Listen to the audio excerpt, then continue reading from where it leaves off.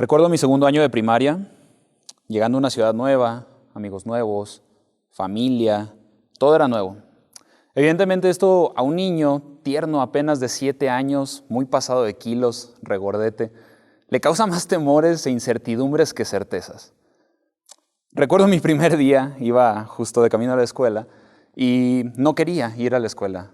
Le decía a mi mamá, mamá, mi uniforme es completamente verde, me va a morder un burro, como si se tratase de pasto. Mi mamá lo que decía, ¿de qué estás hablando? Tienes que ir a la escuela en este momento. 2 años después, recuerdo haberme levantado tarde para ir a la escuela, no me dejaron entrar. Regresé a mi casa y empecé con un llanto colosal.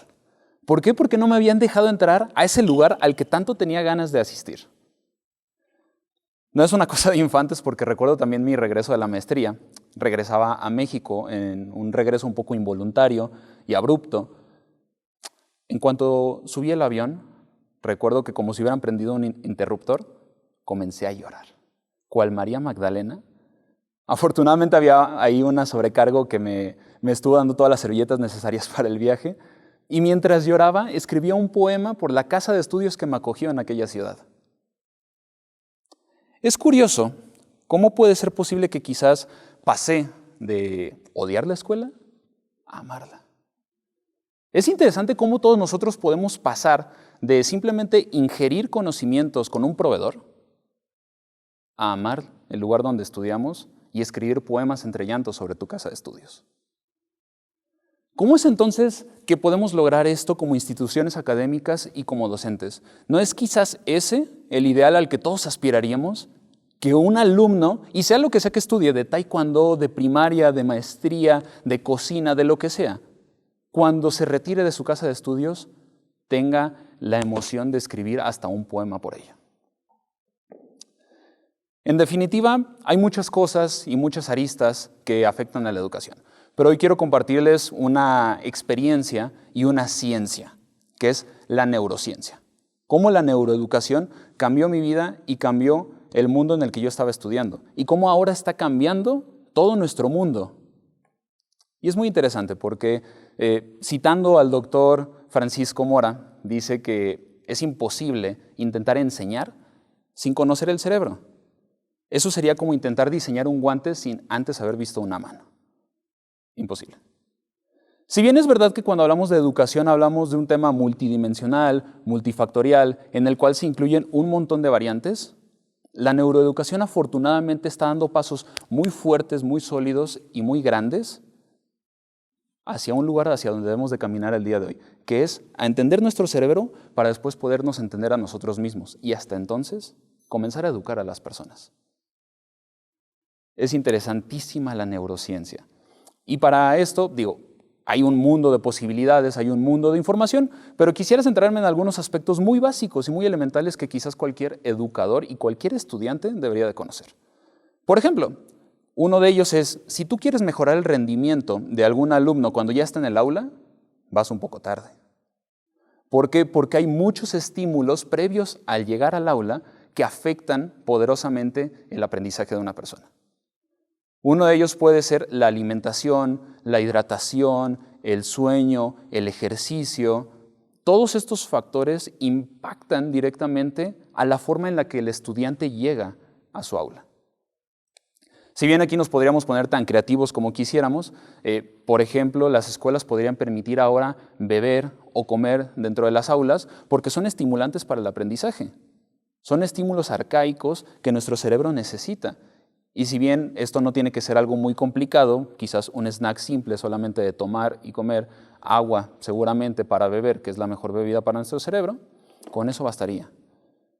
Y quizás esto suena un poco contradictorio porque dirás, oye, yo como institución académica y como docente, ¿qué puedo hacer ante ello? Pues bueno, puedes comenzar a cambiar las reglas del juego para comenzar a cambiar la educación.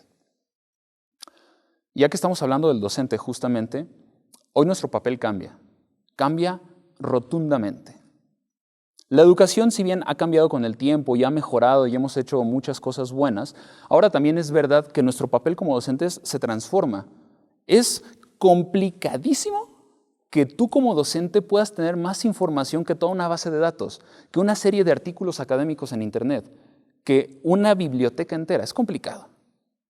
Y te va a pasar que en alguna de tus clases, o ya te ha pasado, oigan, esto es así. Sacan el celular y vamos a ver si es cierto lo que dice el profesor. Nuestra labor más que enseñar en este tiempo se vuelve la de facilitar. Nosotros tenemos que ser facilitadores del aprendizaje. Tenemos que promover que el alumno quiera aprender, enseñarle a amar el aprendizaje. Encontrar esas motivaciones adecuadas para que el mismo alumno cuando salga del aula diga, ¿qué es eso que vi en clase? Y que quiera más de ello, que anhele el aprendizaje, que ame el aprendizaje. Te des cuenta o no te des cuenta, como docente tú influyes en tus alumnos. Recuerdo en la preparatoria la persona que quizás me enseñó a leer. Y no estoy hablando de interpretar las palabras o entender un texto, me refiero al gusto de la lectura. La persona que me enseñó esto generaba un entorno tan que todos queríamos aprender. Un entorno competitivo, un entorno amable, un entorno de camaradería, pero un entorno también de competencia, un entorno en el cual todos aspirábamos al libro, no solamente a su contenido, sino al leer. Y esto fue importantísimo porque esto cambió mi vida totalmente. Y justamente ahora que hablamos del entorno, la neurociencia nos ayuda a descubrir que el entorno es importantísimo para el alumno, es importante para nuestro cerebro, es importante entonces para el aprendizaje. Un niño, un adulto que va afectado a su lugar de estudios, ya sea emocionalmente, ya sea porque no se alimentó bien, ya sea porque tiene algún problema arrastrando, disminuye sus capacidades de aprendizaje. Y entonces aquí nos damos cuenta que de qué y de quiénes nos rodeamos son cruciales para nuestro aprendizaje. De qué y de quiénes nos rodeamos puede suponer nuestra peor barrera o nuestra mayor fortaleza para el aprendizaje. Y ojo, que aquí no estoy juzgando absolutamente a nadie, sino que hasta sin querer algunas personas pueden ser nuestros detractores. Quizás hasta sin querer nos pueden llegar a ayudar. Así como yo estoy agradecido con ese profesor de la preparatoria y quizás él el día de hoy no lo sabe, también hay personas que te pueden detener en tu avance sin que se den cuenta. El entorno es poderosísimo para que un alumno se vuelva un mejor aprendiz. Y ya que estamos hablando del entorno y las afectaciones que pueden generar un impacto en tu educación, tenemos el tema de las emociones. Las emociones juegan un papel muy importante en nuestro cerebro, porque si bien las emociones a veces nos privan de los detalles, también está más que claro que las emociones son el más poderoso fijador del aprendizaje. Las emociones influyen directamente en la persona que está aprendiendo. Y podemos hablar de distintos tipos de aprendizaje y de distintos mundos, de distintas etapas, de distintas edades de las personas, pero las emociones, esas no cambian. Las emociones influyen. Es interesante esto porque te des cuenta o no, lo apliques o no, lo quieras o no lo quieras, tú estás influyendo directamente en las emociones de tus alumnos. Independientemente de cuál sea tu clase, independientemente de cuál sea el tipo de estudio que estés impartiendo. Las emociones son grandes fijadores del aprendizaje y tú influyes en ellas. ¿Te des cuenta o no? Si vamos a aprender algo, entonces mejor aprendámoslo con alegría. Es verdad que ya se acabó esa escuela antigua del golpe, del castigo, y ahora más bien quizás las emociones las tengamos que llevar hacia un aspecto positivo. Te conté hace un momento de este profesor de la preparatoria que nos ayudó tanto a prepararnos, a leer, a ser mejores personas. Y este profesor, curiosamente, ahora que lo veo en retrospectiva y uso la neurociencia para entenderlo, me doy cuenta que nos promovió con estímulos, incluso antes de llegar a la sala, nos generó un vínculo con él al ser un facilitador del aprendizaje, nos creó un entorno de lo que ya estamos hablando y definitivamente afectó a nuestras emociones, de muchas maneras.